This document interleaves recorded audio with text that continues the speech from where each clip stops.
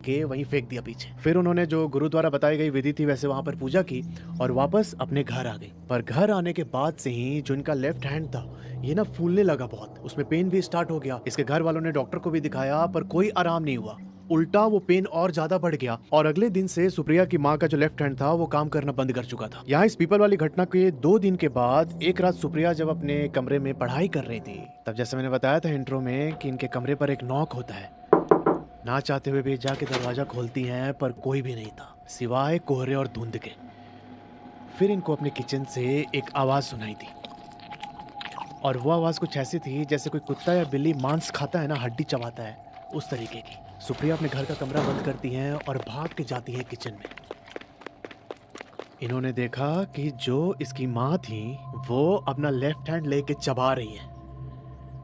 आंख में जैसे खून सवार हो रखा है उनके और ये अपने हाथ का मांस चबा चबा के उसे ही खाए जा रही थी।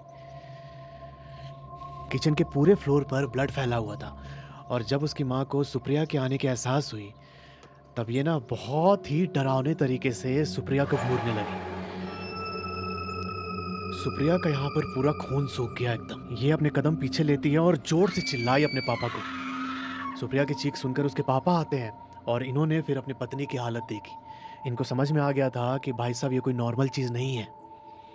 इन्होंने उसी टाइम गांव के जो 2-3 तांत्रिक थे उनको फोन करके बताया कि ऐसा ऐसा हो रहा है, आप प्लीज आइए इसे ठीक कीजिए। पर यहाँ मसला ये हुआ कि इनमें से 2 तांत्रिकों ने मना कर दिया कि हमने पहले ही बहुत कोशिश कर लिया है पर हमारे बस की चीज नहीं है। क्योंकि गांव में जब पहले भी इंसिडेंट हो रहे थे तो इन लोगों ने उनसे पूजा करवाई थी पर इनसे उस समय कुछ कंट्रोल नहीं हुआ था। इन दोनों ने बोला कि उल्टा हमें वार्निंग मिली है कि अगर हम इस चीज में ज्यादा इंटरफेयर करेंगे तो जो ये एंटिटी है ये हमें भी खत्म कर देगी। 2 तांत्रिकों ने अपना पल्ला झाड़ लिया उस चीज से। पर जो एक तीसरे तांत्रिक थे उनकी उम्र कोई 70-75 साल होगी। उन्होंने बोला कि मैं कोशिश करूंगा एक बार, अगर मैंने कोशिश भी नहीं की तो ये मेरे तंत्र विद्या का अपमान होगा। अब ये सुप्रिया की मम्मी वाली बात पूरे गांव में फैल गई थी। सारे गांव के लोग वहां आसपास इकट्ठा हो गए और जो ये तांत्रिक दादा थे ये अपने साथ डंगरो लेके आते हैं। डंगरो एक इंस्ट्रूमेंट होता है जिसे जो पहाड़ी तांत्रिक होते हैं जिसे जाखरी भी बोलते हैं, तो ये जाखरी लोग यूज करते हैं अपने स्पिरिट वगैरह से कम्युनिकेट करने के लिए। इन दादा ने सारा सेटअप लगाया गांव के बीचों बीच और अपना वो डंगरो बजाने लगे और कुछ ही टाइम के बाद जब ये अपना तंत्र विद्या कर रहे थे 3-4 चमगादड़ उड़ के इनके ऊपर से गए और जैसे उस चमगादड़ के झुंड ने इनको पार किया ना, इन्होंने सामने अपने गुरु की फोटो रख के वहां पर दीप जला रखी थी। वो दिया बुझ जाता है। ये सीन देखकर गांव के सारे लोग डर गए बहुत ज्यादा। और जो ये तांत्रिक दादा थे ये अचानक एक औरत की आवाज में बोलते हैं कि तुम्हारे बड़े बड़े गुरु कुछ नहीं कर पाए, तुम एक मामूली तांत्रिक हो, क्या कर लोगे मेरा? कोई भी नहीं बचा पाएगा इस गांव को। तुम लोगों ने जो मेरे साथ किया है ना, मैं किसी को नहीं छोड़ूंगी। ये बोलने के बाद जो तांत्रिक दादा थे वो जमीन पर गिर जाते हैं। 30 मिनट के बाद उनको होश आया और उन्होंने उठते ही 1 लीटर पानी पिया पूरा।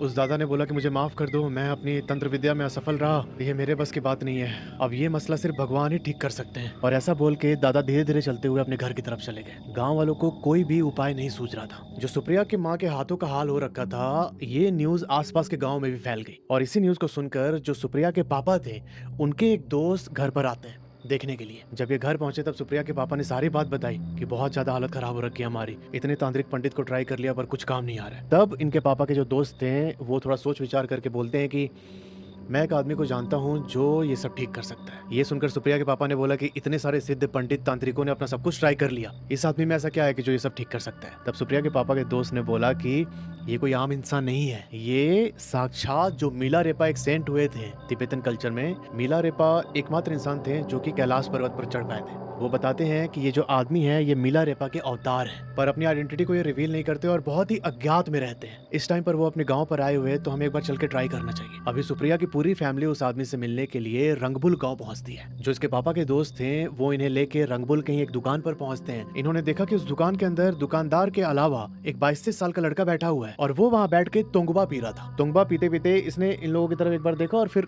दुकानदार से बात करने लगा। इन सब ने एक्सपेक्ट किया था कि कोई बूढ़े महात्मा होंगे, पर ये तो एक 22-23 साल का लड़का है। अब जो सुप्रिया थी उसके दिमाग में यहाँ पर डाउट आता है कि ये क्या ही कर सकता है। यहाँ पर जो सुप्रिया के पापा के दोस्त थे वो इस आदमी से बोलते हैं कि आयुष भाई, ये लोग इस फलना गांव से आए हैं और वहाँ पर 2 चुड़ैल हैं जिसने कि गांव को एकदम बर्बाद करके रखा हुआ है। ये लोग बहुत ज्यादा परेशानी में हैं, इनकी मदद कर दीजिए। तब आयुष बोलता है कि तो मैं क्या करूँ, मैं कोई तांत्रिक या पंडित थोड़ी हूँ जो ये सब ठीक करते फिरूंगा, आप लोग किसी और को ढूंढो, मुझे डिस्टर्ब मत करो। ये बात सुनते ही जो सुप्रिया के पापा थे उनके सामने जमीन पे लेट गए, बोलने लगे प्लीज हमारी मदद कर दीजिए, हम लोगों ने सब कुछ ट्राई कर लिया पर कुछ काम नहीं आ रहा है, प्लीज मेरी पत्नी की हालत ऐसी हो रखी है। तब जो सुप्रिया की मम्मी थी, उन्होंने अपना हाथ आयुष को दिखाया। अब उनके हाथ पर नज़र पड़ते